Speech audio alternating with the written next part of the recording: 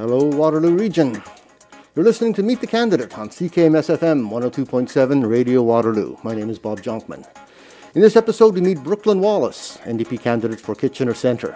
In Meet the Candidate, Radio Waterloo provides 25 minutes of free airtime to the Waterloo Region candidates running in the Ontario provincial election. This is not an interview, but 25 minutes of unstructured time. Candidates could tell you about their party platform, the local Waterloo Region issues they'll be tackling, why they're running, or what they do outside of politics. Note that the views expressed are not necessarily those of Radio Waterloo Board of Directors, volunteers, sponsors, or advertisers. Now let's meet the candidate, Brooklin Wallis, who is joined by Alex Loop, her campaign manager. Hello, everyone. This is a fun, cool experience to be doing. Hello. So, yes, it being a little bit just unstructured free time is pretty cool, and also something that we aren't super used to. So, we are sort of just having fun with it. I think we were going to start with why you are supporting me, why you think I'm a good candidate. Oh, so many reasons. So if I can speak directly to the audience, if you're ever lucky enough to get to meet Brooklin Wallis, the first thing you're going to realize is that she is listening to everything that you are saying. She wants to know your story. She wants to know how she can help. So I personally believe very strongly in Brooklin Wallis, enough so that I'm dedicating my time to her campaign. She's doing so much. Yeah, you do so much for me. Because I really do think that she is going to listen to the needs of Kitchener Centre.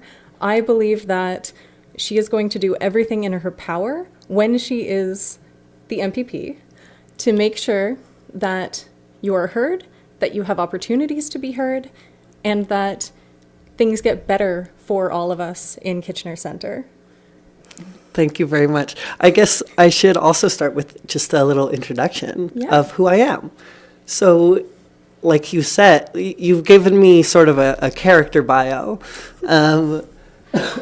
Sorry, I might be coughing a little bit during this. That's not great for radio. Anyways, sorry in advance for any of that. But my name's Brooklin Wallis. I am an activist and politician in the area. I have been doing a lot of different stuff, from housing rights to SLGBTQ issues, voting reform, environment and climate change stuff. I have been in this community and a part of this community for years, and I really, really care about Kitchener. The reason I got started in the first place was there was an encampment of 6 or so people that was bulldozed using actual bulldozers and excavators, and I got mad. I knew that there were other solutions. I knew that there were better and cheaper ways to deal with homelessness than just pushing them around and moving them from place to place. And I decided right there that I was going to run for city council. And after a year of researching how to do that and researching how to actually fix these problems, I ran for city council, did a very strong campaign against an incumbent, and since then, I have been a part of this community in major ways. I am on the board at Spectrum, which is actually in this very building right here, which is a local queer gathering space, or rainbow community gathering space. And the biggest thing that I've been a part of in these past few years, there was a couple pieces of affordable housing that was going to be, or that is going to be, or has been bulldozed for parking lot. There was a local funeral home that wanted to expand, and because of parking minimums needed extra space, so they were going to bulldoze a couple housing units that were next to the building. And seeing that got passed, in part because city council knew that if they said no, that it would go to the province, and that the province would say yes, regardless of the city's wants and wishes. And so I co-founded Acorn, which is a local tenants union, which has been doing amazing stuff. We've brought a renoviction bylaw to city council, and it's going through right now. And we have fought against a local landlord who has been doing a lot of renovictions across Ontario. It's one of the things I'm most proud of in this city. Brooklyn does so much. I don't know how she does it. It's so impressive every time I hear this, and I've heard this so many times by this point. But yes, okay. So we've seen that you really, really care about things like housing. How would running for MPP help you make sure that people in the region are housed properly? The biggest thing is we need to be building housing as a province, as a government. We haven't been doing it since the 90s, and the NDP will be doubling the supply of deeply affordable housing in this province right away. That is one of our biggest goals, as well as allowing more housing to get built. Something I really care about, something that I've been fighting for in this city for a long time, is zoning reform and undoing exclusionary zoning, which is the practice of not allowing specific types of housing to be built in specific areas, that was pioneered in the US as a way to prevent impoverished groups from starting to live in richer neighborhoods. You weren't allowed to discriminate based on race alone, but you can or could discriminate based on housing type. So they were able to pass laws that prevented you from building apartment buildings or prevented you from building smaller houses in different areas so that it stayed rich people. And throughout the rest of the systems in the US and in North America and Canada, just sort of let that take the rest of the problem. So we need to undo that. Oh, absolutely. We are going to be allowing for fourplexes as of right, which not only undoes that systemic racism there, but it also allows places to get built. And it allows smaller developers to start building, and it makes building fourplexes and it makes building the missing middle of housing so much cheaper by not requiring the charges and the time that it takes to get through city council. She has such a good head for policy and everything. It's amazing. Okay, so one thing that's really important to me because of, disability in my family is healthcare. What would you do for our citizens in terms of healthcare? Healthcare is a massive problem going on in all of Ontario, but Kitchener especially. We only have a few dozen vacancies in our general practitioners in the whole city, and that is leading to some really bad results. It means that our emergency room is clogged constantly. It means that we are spending more money on healthcare because of this emergency room. It means that our wait times for not just the emergency room, but all specialists, all just different levels of care are going through the roof. So what we're going to be doing is fixing that by hiring doctors. I know it sounds like a crazy leftist idea, hiring people to fill in the gap in employment. It seems crazy. We're going to be fighting against the privatization of healthcare, which the Conservatives ran on during 2022, saying that they were not going to be privatizing healthcare, and then immediately privatized, or started the process of privatizing healthcare.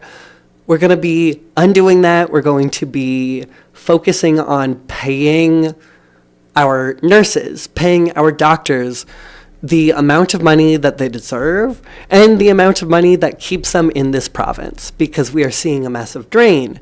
We are seeing general practitioners disappear because medical students do not see a future in that field right now. So we need to start undoing that, and the Ontario NDP and I will be focusing on making sure that we are keeping things competitive, that we are bringing new people in. We want to be increasing the number of medical students in the province. That way, when someone is retiring, we can replace that. Because right now, if someone retires, the load is just thrown onto any local doctors, regardless of whether or not they actually have the space. They just get bigger and bigger rosters, and then that leads to burnout, and it just becomes this massive self-fulfilling prophecy, this feedback loop. So we're going to undo that. Nice. Yeah. So you're saying that like doctors have a cost of living crisis. I think everybody in the region is feeling the effects of the cost of living crisis. What are we going to do in terms of things like ODSP or rent or groceries, any of those things? So we're going to be doubling ODSP and OW right away. That is something that we have been talking about for 4 years. That's something that we have we've introduced bills over and over again, trying to show the Conservative government that we need to be doing that, because people living on ODSP and OW are living through legislated poverty. They can't afford rent in basically any city in Ontario, and that is just the government saying that you don't deserve to live, almost. Like, there's lots of problems there. I personally am really feeling this cost of living crisis. I have had to go to food banks. I have had friends bring groceries over. I've had my mom bring groceries over quite a bit. And because of the rise in grocery bills, I have been struggling to pay for my own food. So, and we know that a lot of people are going through that right now. So the NDP will be introducing a grocery rebate of up to $120 a month. We want to help cover these costs by taking money from the people who are price gouging and giving it back to the people, while also focusing on preventing that same price gouging. Galen Weston and Walmart and all of these other big corporations are price gouging. They are taking the cost of something that has infinite demand. There's no scenario where people just stop buying food because it gets too expensive. So we need to be combating that by balancing. We do want to balance fairness with competition and fairness on all sides of the equation. But we also know that price gouging is happening. So we'll be opening up an actual bureau of competition in grocery, and people will be focusing on preventing large price increases that do not correlate with any material costs. And that is really going to help prevent the things like the bread scheme, where grocery stores were raising the cost of bread secretly and resulting in one of the biggest antitrust lawsuits in Canadian history. We need to be preventing stuff like that. And without an actual oversight board, there's nothing Canada can do about it. So we need to do something about it because costs are getting out of hand. Mm-hmm. They really, really are. Yeah. Oh, gosh. And for any of our listeners who have kids, is there anything that's coming down the pipe for students or teachers or any of them? They need support. We need so much extra support in schools. After 7 long, hard years of the Ford government and of the governments before, we have been seeing a slow decline in education in this province on all sides of it. Elementary, secondary, post-secondary, these things are long-time problems. Something that I'm really proud of us for doing is we're going to be opening a program for kids to be able to have lunch. We are going to be providing food for children so that every kid in Ontario is learning on a full stomach. And that just by itself has been shown across the world that just having a good meal in them really improves education. It improves their test scores. It improves just the actual information that they uptake. We'll be hiring teachers. We're going to be hiring education workers and teachers' assistants. And another big thing is we're going to be funding the repair of schools in this province. There has been a long time of just, if we pay for 80% of the maintenance that Ontario schools require, everything gets done mostly, and we can save some money. And that's what the previous governments have been doing. But that builds up, and there is a huge backlog of costly repairs, and like we have schools falling apart right now. So we'll be adding $800 million per year to undoing this massive backlog, this billions of dollar backlog of costs, so that kids are learning with full stomachs in schools that are put together, that are clean, that are not falling apart, that have the state-of-the-art technology that kids benefit from, that students benefit from. Yeah, that's amazing. It really seems like a lot of the NDP plans are just things that make a lot of sense. It's the simplest option for fixing these problems. Yeah, it really is. Like, we are the common sense party. Mm-hmm. The common sense that includes the sense of responsibility from the government to its people, to provide service and to provide actual life-saving medicine and to provide the care that the government is actually made for. Mm-hmm. We are a party, and we will be a government made up of the people, for the people, in an actual way of all of us are working class. All of us have been involved in unions. All of us have been working grassroots for our communities in the way that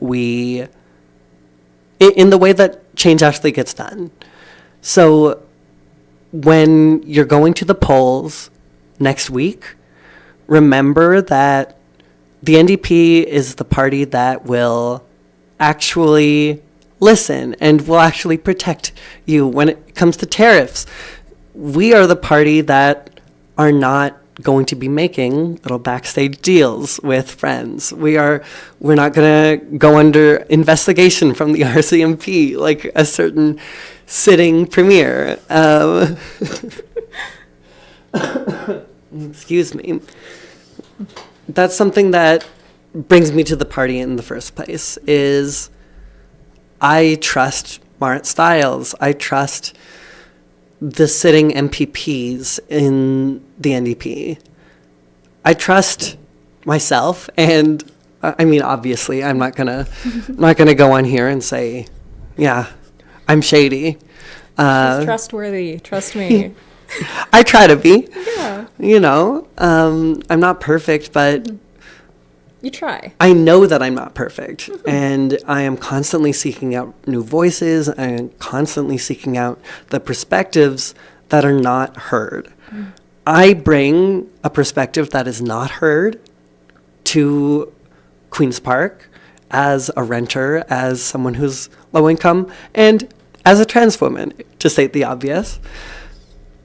But that is not all demographics. And I know that, and that is a big part of who I am as a person, is fighting for, using whatever privilege I have to fight for the working class, to fight for people who have it even worse off than me. Yeah. Oh, gosh. And I think with the NDP, we actually can get stuff done alongside that, because politics is a massive numbers game, and you need a team behind you to actually get stuff done, and the NDP is that team behind me. Oh, Well, you've got my vote. I do too.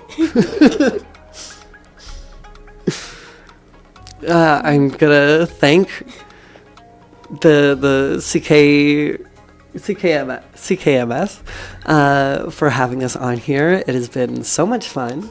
Thank you so much for putting yourself out here.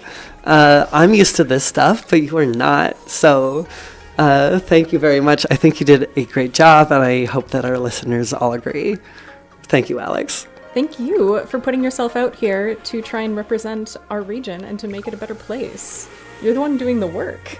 I mean, you're doing the work as well. I can't do it by myself. We're all doing the work. That's the point of the NDP.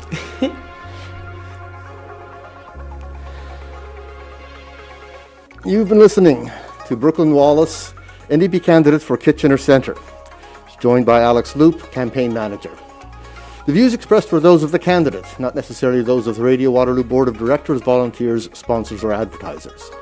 All Waterloo Region candidates were invited to meet the candidate, but some candidates have declined to appear on the radio, and some have not responded at all. Meet the Candidate airs every weekday at 9 a.m. and 9:30 a.m. until Tuesday, the 25th of February on CKMS-FM 102.7 Radio Waterloo. Remember, the election is on Thursday, the 27th of February. Show notes, podcast, and video will be available shortly on the Radio Waterloo website at radiowaterloo.ca/MTC. The show is produced by me, Bob Jonkman, in the studios of CKMS-FM. The theme music is Falling Sky by Jason Shaw of Audionautics.com and used under Creative Commons Attribution Only 4.0 International License.